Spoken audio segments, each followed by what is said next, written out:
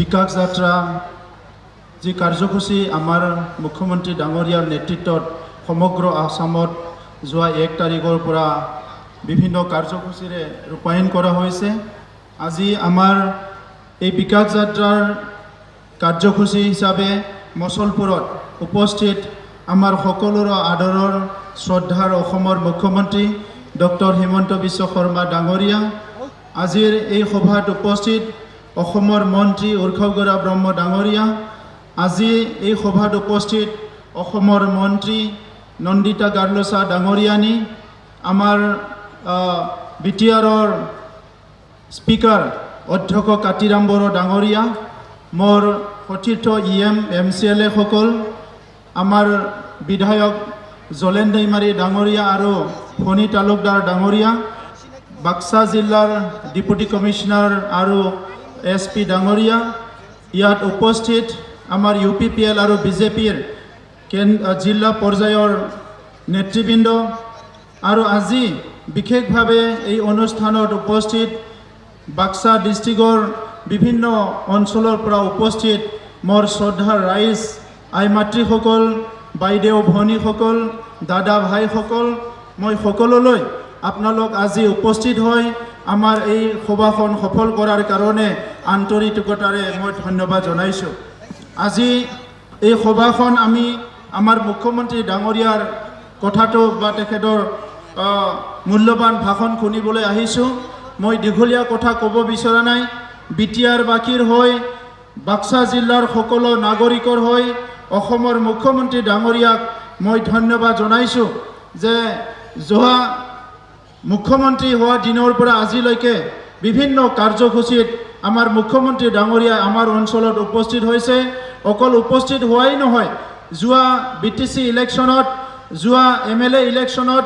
উপস্থিত হৈ পেলাই এছেম্বলি ইলেকশ্যনত যিখিনি কথা আমাৰ ৰাইজৰ আগত কৈ গৈছে, প্ৰত্যেকটো কথা আখৰে আখৰে ৰূপায়ণ কৰাত তেখেতে ৰূপায়ণ কৰিছে। ইয়াৰ কাৰণে মই বিটিআৰ বাসীৰ হৈ ধন্যবাদ জনোৱাৰ লগতে আজিৰ উপস্থিত আমি বাক্সা জিলাৰ ৰাইজ যিসকলে আজি একেবাৰতে 303 কোটি টকাৰ আঁচনি পাবলৈ সক্ষম হৈছে, মই আপোনালোকক এবাৰ জোৰদাৰ হাত চাপৰি দি মুখ্যমন্ত্ৰী ডাঙৰীয়াৰ কাৰণে মই ধন্যবাদ জনাবলৈ অনুৰোধ কৰিছোঁ। আজি অসমত আমি এটা সময়ত শুনিছিলোঁ সোণৰ অসম গঢ়াৰ কথা কৈছিলে, গীতেৰে কোৱা হৈছিলে, ভাষণেৰে কোৱা হৈছিলে এটা সময়ত সোণৰ অসম গঢ়াৰ কথা। কিন্তু আজি সোণাৰ অসমৰ এই গীত আজি বাস্তৱত ৰূপায়ণ হৈ আছে যে আজি আমি অসমত প্ৰত্যেকজন নাগৰিকে অসমত এটা সোণালী দিনৰ আজি সকলো উপলব্ধি এটা পাবলৈ সক্ষম হৈছোঁ। 2014 চনত প্ৰধানমন্ত্ৰী নৰেন্দ্ৰ মোদী ডাঙৰীয়াই তেখেতৰ ভাষণত কৈছিলে আচ্ছে দিন আনিৱালে হে, ভাল দিন আহি আছে। সেই সময়ত আমি সকলো চিন্তা কৰিছিলোঁ সঁচাকৈ ভাৰতত অসমত ভাল দিন আহিব নেকি। কিন্তু যেতিয়া আমাৰ মুখ্যমন্ত্ৰী ডাঙৰীয়াই অসমৰ মুখ্যমন্ত্ৰীৰ দায়িত্ব লয়, অসমখন ভাৰতৰ ভিতৰত এখন উন্নত ৰাজ্য হিচাপে গঢ় দিয়াৰ কাৰণে যি এটা ভিজন, যি এটা মিছন তেখেতে ঘোষণা কৰিলে, এই সময়ত আমি সকলোৱে উৎফুল্লিত হৈছোঁ যে সঁচাকৈ অসমৰ যি নাগৰিক দীৰ্ঘদিন ধৰি যি অঞ্চলত ৰাস্তা নাছিলে, যি অঞ্চলত ভাল স্কুল নাছিলে, কলেজ নাছিলে, ভাল হস্পিটেল নাছিলে, যাৰ কাৰণে অসমৰ ৰাইজে সদায় এটা চিন্তা কৰিছিলে যে আমাৰো ভাল দিন আহিব লাগে। কিন্তু মুখ্যমন্ত্ৰী ডাঙৰীয়াই দায়িত্ব লোৱাৰ পিছত আজি অসমত সকলো দিশৰ পৰা পৰিৱৰ্তন আমি দেখিবলৈ পাইছোঁ। আজি আমি সকলো গৌৰৱ অনুভৱ কৰিছোঁ, অকল অসমতে নহয় সমগ্ৰ ভাৰতত আমাৰ মুখ্যমন্ত্ৰী ডাঙৰীয়াৰ যি মিছন আৰু ভিজন, বিকশিত অসম গঢ়া, উন্নত অসম গঢ়া,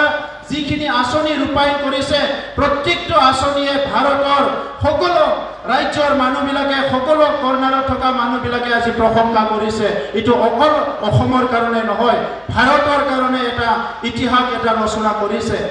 আজি অসমত সোণোৱালী দিন বুলি এইকাৰণে মই ক'ব বিচাৰিছোঁ, যি বিষয়বিলাক ইমান দিনে এৰি চলিছিলে, এই বিষয়বিলাক আজি মুখ্যমন্ত্ৰী ডাঙৰীয়াই অসমৰ চুকে কোণে আমাৰ যিসকলে অসম গঢ়াত নিজকে ছেক্ৰিফাইচ কৰি থৈ গ'ল, সেই ব্যক্তিসকলক আজি বিশ্বৰ বুকত